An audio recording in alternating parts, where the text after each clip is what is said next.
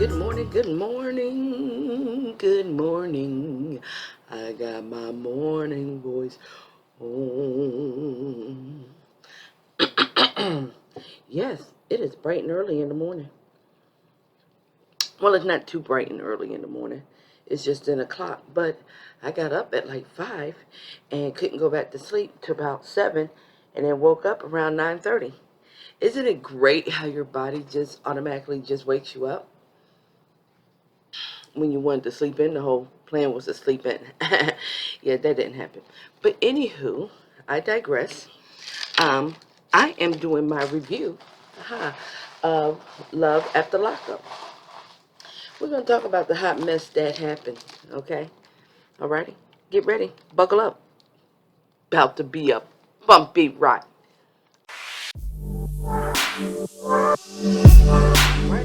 Alrighty. So this week's episode was called Walk of Shame. And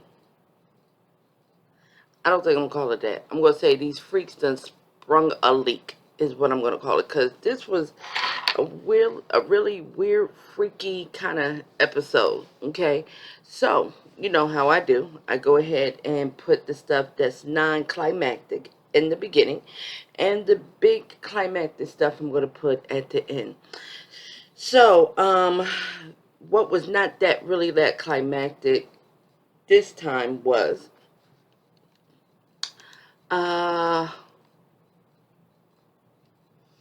lot of it really was. But I'm going to do Brittany and Josh. Brittany and Josh are, I guess, he's been out 2 months now. So he's been home for a while. I'm reading my notes. He's been here for a while. He's at Brittany's house. And enough to the point that his family has came over and met with Brittany, I guess, sat, visited, all of that. But of course, her family has not. And I like Ray. Ray was like, where's your family? Why they haven't came yet? Like, am I a secret? Are you hiding me? Stuff like that. And she's like, no, it's just I want you to get settled in and get relaxed and blah, blah, blah. And basically not telling him, I want you to be somebody that you're not right now, that my family wants you to be basically a high profile, money making man that you are not. And I don't have enough backbone to sit there and say, this is the person who I want to be with. This is the person I love. You could pass your judgment if you want. But hey, we all have skeletons in the closet. Because if I'm not mistaken, someone had showed me that Brittany got arrested for beating one of the Golden Girls. I think I mentioned that before. She beat one of the Golden Girls up. So how you going to sit here and get mad at this man for the mistakes he made, and your daughter is a senior citizen slayer? I'm just saying. Doesn't make sense. So grandma came in there in that tundra of a truck. That is a big truck. Granny be whipping it. Boy, hit them corners all on her yard. Didn't care. Brought her baby some fried chicken because she, I guess, feels Brittany can't cook. As if Brittany could cook. He, of course, said Brittany is a good cook. And the grandmother started talking to her. And the thing I love about the grandmama, she don't care. Granny gonna say what she gonna say when she said it, how she said it, and why she gonna say it is because that is her baby. Granny sat there in full-fledged granny mode and said to her, well, why your people ain't met him? And I don't need your people to be hurting my baby's feelings. And I don't need my baby to be no secret. Are you keeping him a secret? Are you not proud of him? Are you ashamed of him? And proceeded to tell Ray, hey, if at any point you feel uncomfortable, you don't feel right, you feel shamed or anything, you know, you just call me. I'll pull up in the tundra and we'll back that thing on up and we'll go back to Granny's house and I'll make you all the fried chicken you want. That's why I like that Granny. Granny said, I don't have no time for this. Brittany don't like the grandmother for whatever reason. I don't know why. She's doing the same thing like your parents and your family. But the only difference is your parents is passing judgment that they don't want to meet him at all. Like, you don't even want to meet the person. And then the fact that you lied that he's staying there. Like, the grandmother's like, I don't like that either.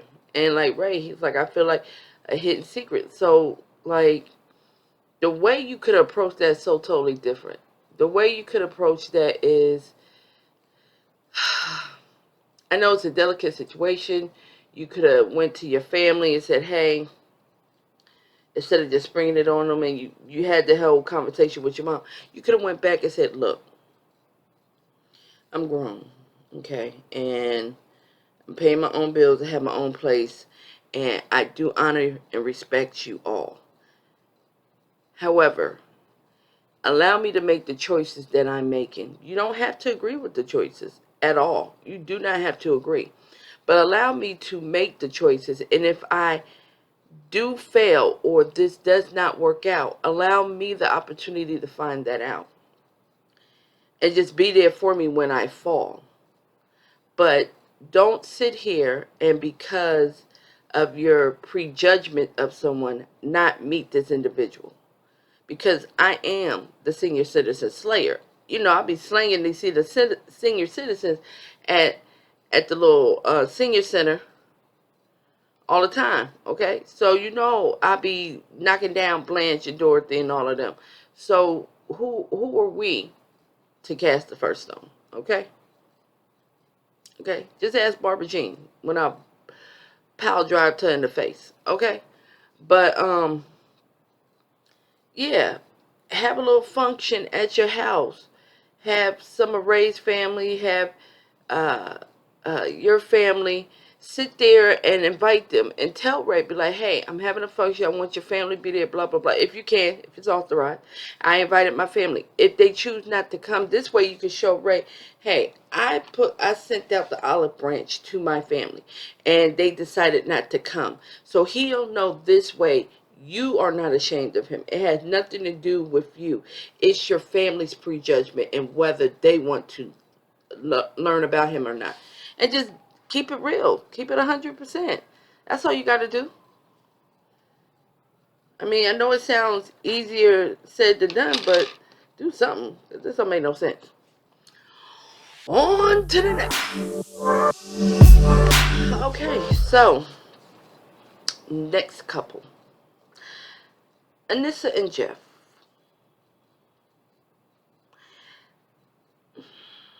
I don't understand what Jeff was going to accomplish by telling Anissa's best friend that the ex-girlfriend that was the love of his life or his first love, that he keeps having to say that over and over again, that she has, the secret is that she has been reaching out to him and letting him know that she has an 18-year-old son that's his. And at first, he said that he had found out about the 18-year-old when the first time he went to jail. I forgot how many times he'd been to jail. And when he first went in and heard about, or was told about him, and went in right before the baby was supposed to be born, and then reached out, and her mother was like, the baby's not yours, don't reach out anymore, let them be, blah, blah, blah, blah, blah. So I don't remember if he said he always thought that the child was his, or he always knew that the child was his, or never thought the child was his. Anyway, while he was in the halfway house, obviously he's in a drug program, they did a DNA test, and once they did the DNA test, it showed that, yes, in fact, the child is his. Which is wonderful, which is great, fantastic. Now, the thing I don't get is why is it a secret? Because this is before Anissa. And then, if it's so much of a secret, why are you telling her best friend? And then sitting there saying, I want to test his loyalty. Why would he be loyal to you and he don't know you? He just met you 24 hours ago. Hell, your mouth ain't even loyal to you. Your teeth ain't loyal to you. So what are you doing? What are you talking about? This makes no sense. This is a hot mess. This is stupid. This is crazy. This don't make no sense. What are we trying to accomplish? And so the best friend was like, rightfully so, like, if he don't tell her, I'm going to tell her. Like, what best friend wouldn't tell a friend, like, hey, by the way, your man got a full-fledged baby on the way. Or no, has a baby, has an 18-year-old. Like, I don't get that. I didn't understand that. I didn't see the premise of it. I don't understand. They showed a little clip of him working out and bringing her friend and talking about how he needs clothes, but he don't want to, I guess, shop at the GW, what I call the Goodwill, or don't mind the junk over there. I'm rearranging my room. The GW or the SA, Salvation Army. You don't want to get this stuff from the thrift store. You don't want to wear nothing that nobody else wore. Sir, first of all, I'm a thrifty shopper. Them curtains up there, thrift store. I freaking love that. Thrift store. If I can't get my hand. Yeah, the curtain right there. Yeah, thrift store. Got that for like, I want to say $6. Like, come on, boo. Don't do that. Don't do that. Don't sit there and try to sit here and act like get stuff from the thrift store is so beneath you. Get your life. You ain't got no job, so you're going to get what you get. And I wear designer. Child, please. Nothing about you says designer. Right now, what everything that says about you, not to cast judgment, respectfully says destitute. Get your life together. I can't with him. I'm over him. And with that being said, on to the next.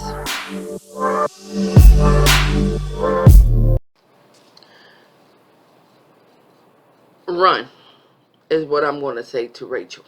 Run. Run, child, full-fledged. I mean, full-fledged Forrest Gump run.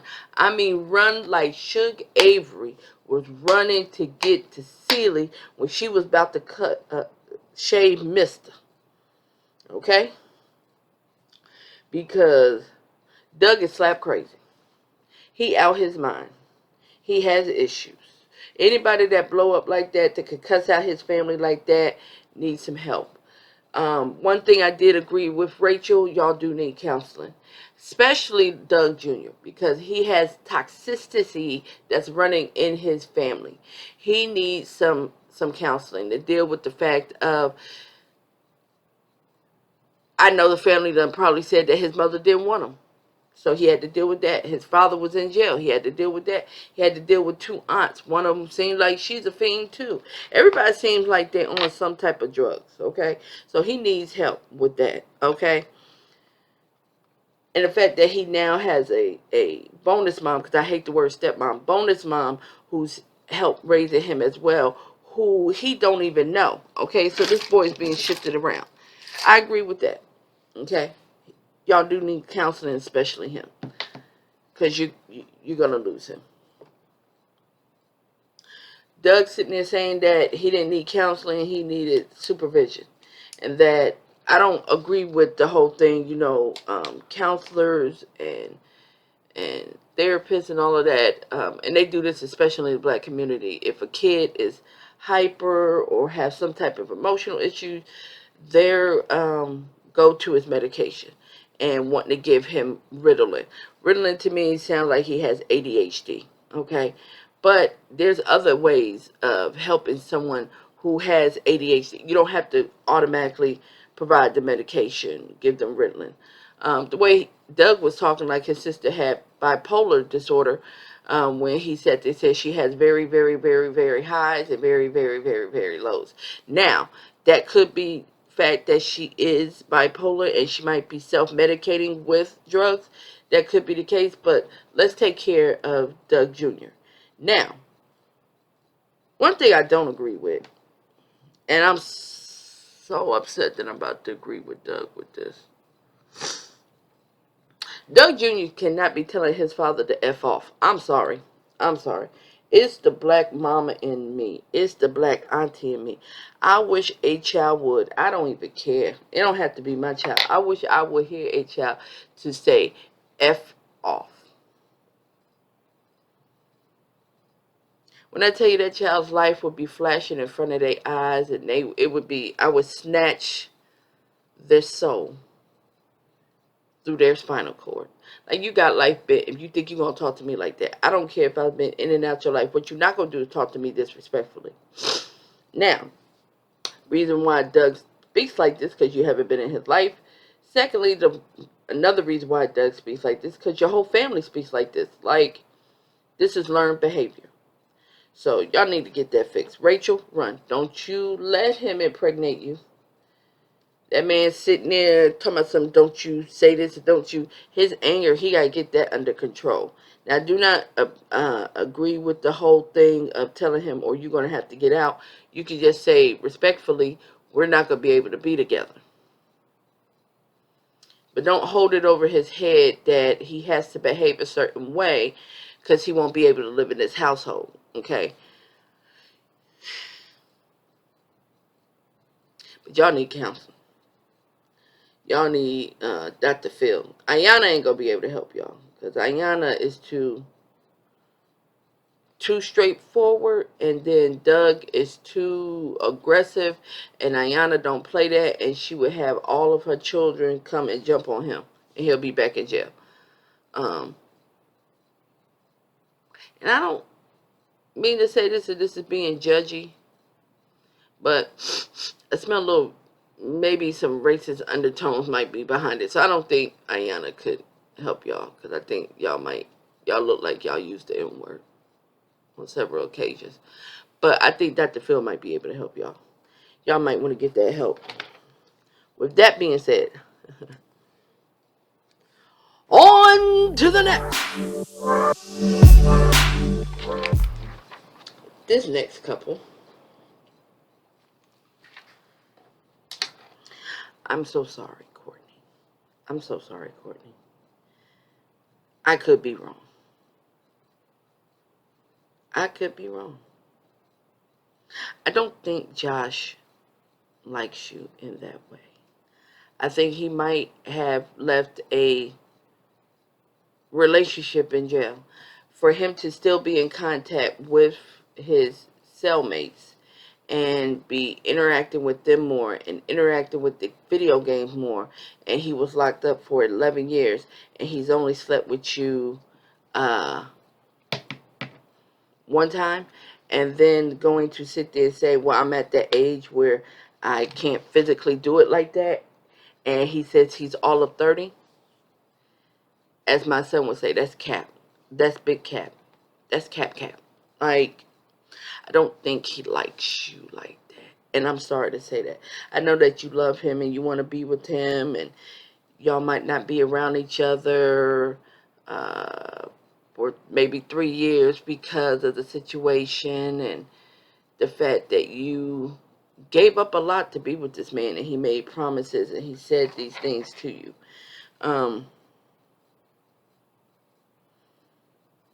Yeah, if it's not that, if that's not the case, that he might be having a old relationship with someone that was incarcerated with him, then maybe something ain't too fresh in the water. Like, maybe it's the pH balance or the hygiene, because that's the only thing that could come to my mind. But even with that, I would think as a man, you would say something like, hey, baby, you might want to fix that. You might want to help that out. I can't. It's too much. Not working out. Not saying, oh, well, I just can't because, I'm 30. And y'all not, and then gonna catch an attitude, and then you're gonna talk to her like she crazy, and then expect for her to just take it or leave it kind of attitude. Like, since it was a double proxy marriage, can y'all do a double proxy divorce? Like, how does that work? Do you have the same people that posed as y'all to get married to pose as y'all to be in the courthouse to get divorced? Because just let it go. Baby, just let it go. Get yourself together. Get your mind right. Fix your mended heart. Go back to school. Get a different career. And let that be a lesson learned, because you're doing too much. He's not even putting the effort. You're doing way too much for you to have to go through this. Okay? It's not even worth it. So that would be my advice. Go ahead, cut your losses. Because I don't know, something wrong with him. Okay? Like you said. And then he gonna sit there and say to you, oh yeah, like, we know what we're doing wrong now. That's good to know. Like, very condescending.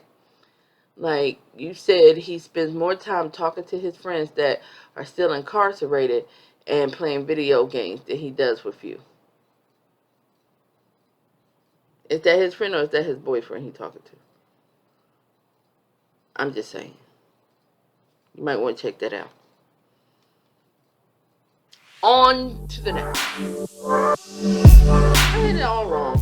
I was calling him Toupee Stan.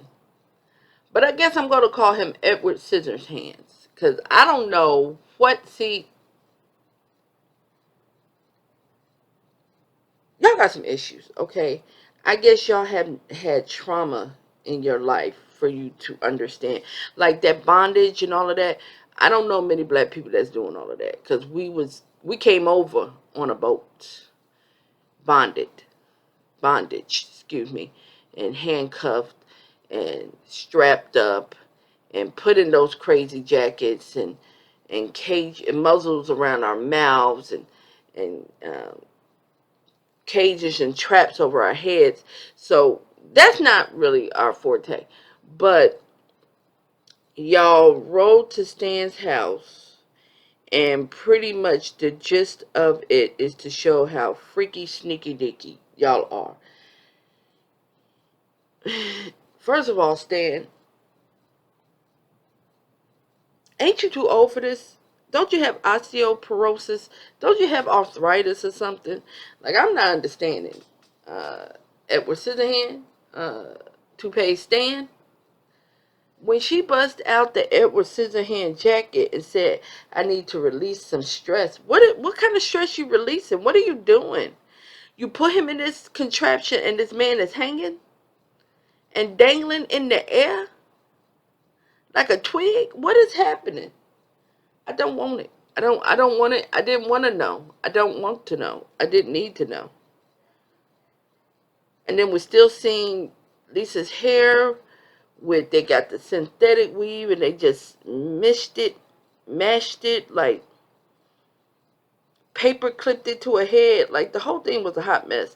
It made my stomach turn.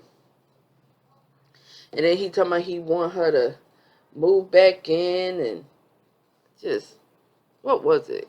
He had her, they cooked dinner and she said he's making an effort because he made the steak dinner.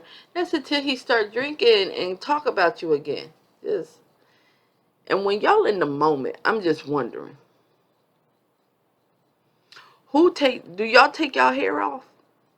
Well, I know Lisa probably can't take her hair off because she got it paper clipped in. You know, she got it super glued or. But Stan, do you take your hair off so it don't get stuck in the chains? Like, y'all 60 shades of darkness. Like, that just look painful and disgusting. And just talking about it right now is making my stomach turn. Like, I feel sick. Like, I can't. On to the next. Last but not least, the most dysfunctional couple. And the episode started off with this dysfunctional couple. Okay. I don't know. I don't remember what Nicole's side piece was that was sitting in the car. But Deontay, when I tell you this whole man flipped his ish and lost his mind, when I tell you this man got out that car like Super Negro.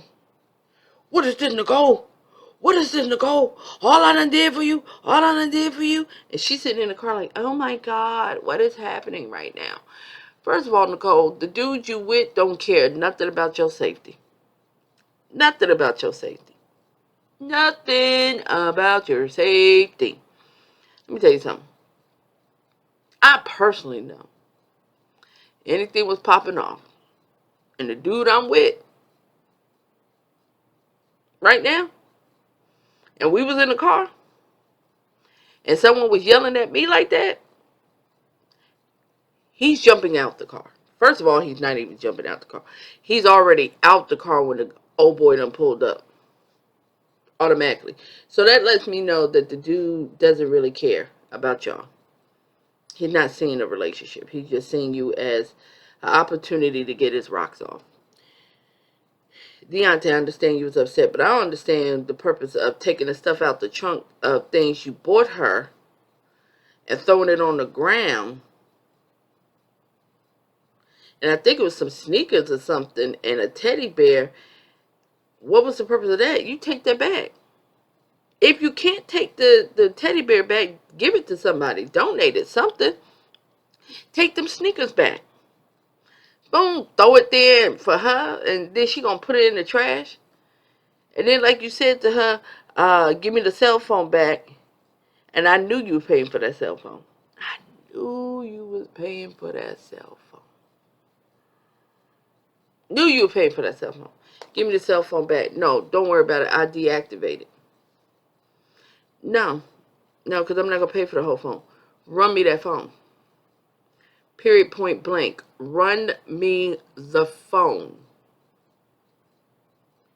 Then she gonna ride off into the night to go sleep with him, then come back. And when I tell you I love Nicole's mom, she was like, what is wrong with you? That you did that man like that. That you met with your ex the same night you met Deontay's mother. Like, who does that? What type of cold-hearted wench are you? And then go sit there. You ain't had no problem sleeping with him, the ex. Oh, but no, Deontay, you can't. You're feeling pressured. And then if you're not attracted to him, you're not attracted to him. If you're not attracted to little Daryl, you're not attracted to little Daryl. Just say that, okay? Just say that, okay? Just say you're not attracted to him and move on. But no, you want to keep getting the stuff from him. And like your mother said, you using this man who honestly cares about you. And the fact that all he did was just yell and wrote off says a lot. Yeah, because there's some crazy dudes out here and you using them for their money, would have bust you in your mouth. Would have bust all this up. Would have bust all that up. And I'm trying to see if your friend would have got out the car then, if he would have popped you in the mouth. And then sitting there telling something that you do love Deontay. No, you don't. You love the things that he does for you. And that it was so simpler. Love was so simpler when you was in jail. No, it wasn't, because you was communicating with everybody while you was in jail. So what are you talking about? You just trying to get away with doing stuff that you think you can get away with, but you cannot. And then you're going to go in the house and then text the girl Tia. When I tell you, Deontay, let it go. Let it go. She don't want you, bro. She don't love you. She don't want you. She for the streets. She for the streets. Let it go. Like, this don't make no sense. Like, you that far gone and y'all haven't even had a physical connection. Like, just because you want a snow bunny, just because you want a salt settler, you want to sit here and just act like this is the best thing since sliced bread. Like, bro, let it go. It ain't even worth it. It don't make no sense to be this enamored with somebody who don't want you. She don't want you. She don't like you. She don't love you. She did all of this. The fact that she just met your mother and went through all of that, and that you about to throw away your whole family, your mama, the one that gave birth to you, that raised you, that wiped your nose and your behind, that she could jump in the car with the next dude.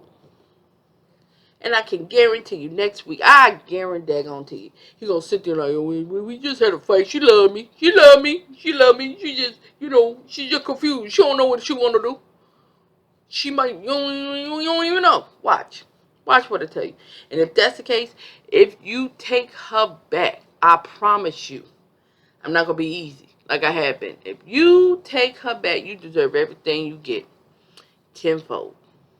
Tenfold. Like Maya Angelou says, when a person shows you who they are, believe them.